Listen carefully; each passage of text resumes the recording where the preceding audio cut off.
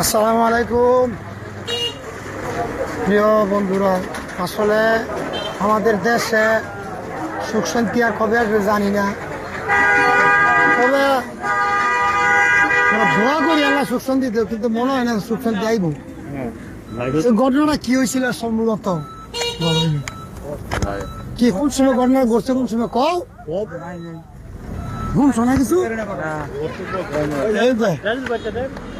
এই যে টিন কাছে টিন কাটছে, পোলাবান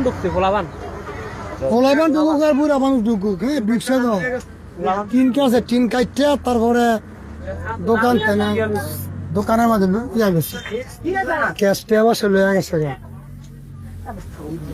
এই কত রিটার দিছে, কত রিটার দিছে?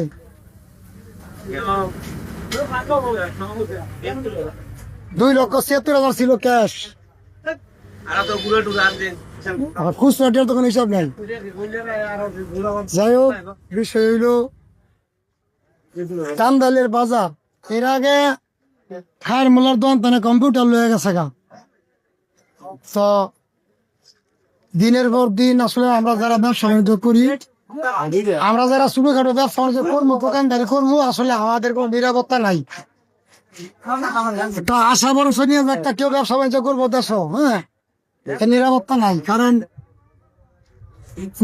যদি এরকম যদি হয়, তা মানুষ যদি একটা ব্যবসা বাণিজ্য নিরাপত্তা না করতে পারে, তাহলে কেন সম্ভব?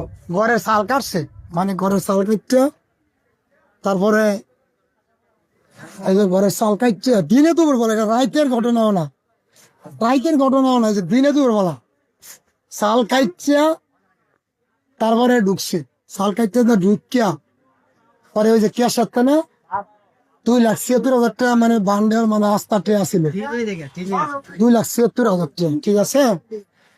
আর বাংতি বুংতি ট্রে আসছিল, এই তার হিসাব হয় না। ব্যবসা করে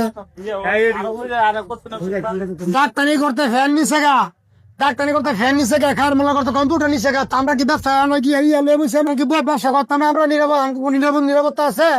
আমার ব্যাটারি নিতে গা গাড়ির তেনে খুললে ব্যাটারি নিয়ে জায়গা, গর্তানে কাটতে জায়গা, আমরা কেমনে কি করবো? আমরা নিরাপত্তা পাইতেছি না, আমরা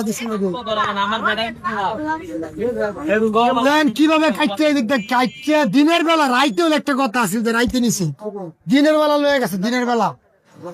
আমরা দেশের মধ্যে শেখ মুজিবুর রহমান কইছিল যে আমরা মাইছে স্বাধীন করে ভাই এই বিভিন্ন খনি, আর আমরা হয়েছিল গিয়া সোনার খনি।